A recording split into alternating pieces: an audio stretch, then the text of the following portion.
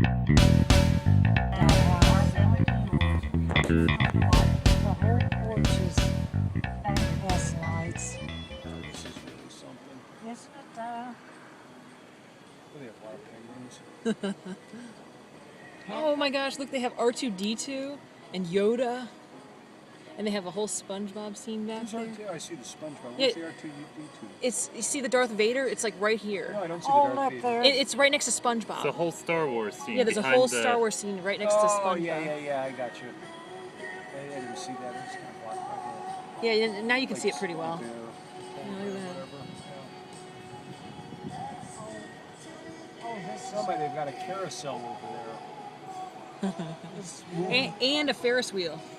Ferris. Yeah. there. Oh, sure enough. Wow. Oh my gosh, look, they have Homer Simpson as Santa on the porch. Yeah. Unbelievable. Oh, there were NC State fans. Boy, they would have to see. Look, they got an NC State Oh, quarterback there. Oh, well, I bet UNC people aren't too happy about that. And They're cooking the UNC mascot. where do you see Oh, here's Kermit on the Harley. Ferris wheel? We're gonna pass it. Ferris See, wheel's right to the right here, just beyond the carousel. Oh, oh look, there's smoke blowing out of the Tyrannosaurus Rex. I didn't see it. Oh, look. Look at Santa in a boat. There's dolphins and a shark chasing him. is this what you're calling? Oh, I see. The two big wheels. Huh. Boy, that was really worth coming to see, wasn't it? Yeah, it really was.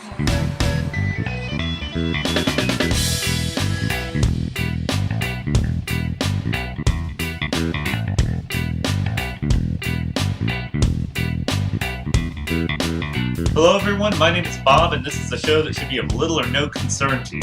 This episode is coming out on December 23rd, 2012, so it appears that the end of the Mayan calendar did not signify the end of the world. But before you breathe a sigh of relief, it's come to my attention that the Julian calendar ends on December 31st of this year, so I suggest those of you that are prone to panicking stay on your toes. Until then, however, Christmas is just around the corner, so today I'm going to give you part 2 of my gift wrapping guide. But first, here's a few interesting highlights from my week. As you saw in the intro video, we drove around and looked at Christmas light displays, and the one in the video is a clear winner. If you know of any epic light displays you'd like to share, feel free to post a link in the comments section. Yesterday I went to an NC State basketball game where CJ Leslie dropped a career-high 33 points on St. Bonaventure in a game that can only be described as a whooping. Last year, State surprised everybody by making the Sweet 16, and right now they're ranked number 25 in the nation, which really has my in-laws excited because they're pretty big State fans. Oh, and good news, I found out on Tuesday that I'm not allergic to fire ants, so yay. Also on Tuesday night, Maureen and I went for a run through downtown Wake Forest to check out some lights and even a high school pep band playing Christmas tunes. If there are running groups in your area that do similar holiday runs, I suggest you check them out because it makes for a pretty fun little evening. I'm beginning to crunch the numbers on fencing in my backyard, so if that turns out to be an affordable project, I'll definitely share that with you guys sometime on the show. Finally, in the coming year, I'd been planning to overhaul the show and cut out this first half where I talk about my week so I could just focus on the tutorials, but a couple people have actually told me that they really liked the first half, so I'm not really sure what to do. So if you have an opinion on the matter, let me know in the comments section below. For now, I guess I'll just keep the format the same until I have a better idea what people really want. But we've gone on with this stuff long enough. Let's get to the meat of the episode. Part 2 of my present wrapping guide. First, let me say that I mentioned last week that you should always try to find a box to wrap your gift in. And while I was editing last week's video, I realized that the gift I was wrapping had actually come from Amazon, and I thought I'd point out that when you buy something online, it's going to get shipped to you in a box that's perfect for wrapping, so keep that in mind. Back to wrapping. Now that you know how to wrap a box, you can think about decorating it. Ribbons and bows are nice, but keep in mind they're not very conducive to stacking. If you do want to do some decoration though, you can always add a bow from the store, or try this trick. Take some ribbon and measure the distance around the box long ways, and give yourself a little extra room and cut it. Now, starting with the middle of the ribbon, right in the middle of the top of the present, go around the bottom, twist it around 90 degrees, and then come up on the other sides. Tie a granny knot around the original stretch of ribbon.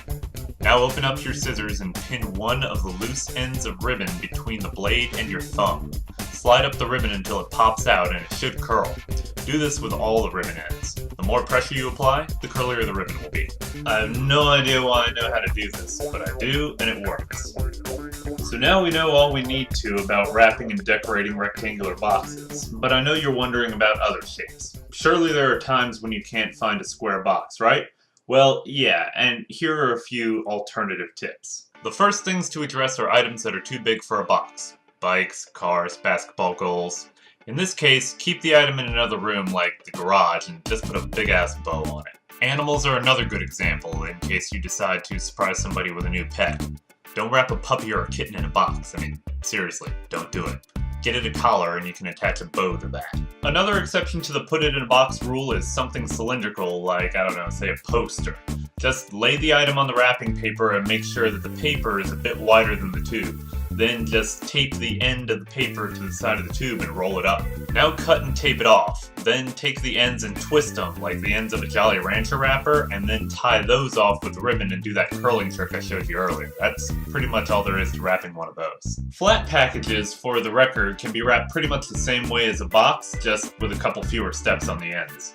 And envelopes are pretty easy too. You can buy colored, decorative ones at the store, or decorate a plain one yourself if you're feeling particularly crafty or cheap. Finally, if all else fails, fall back on the gift bag. You can get some nice ones at the store, and the only other thing you need is tissue paper. First, wrap the item in the tissue paper. Then, stick it in the bag and stuff some more tissue paper on top, and if you're feeling festive, tie a ribbon around the handles of the bag.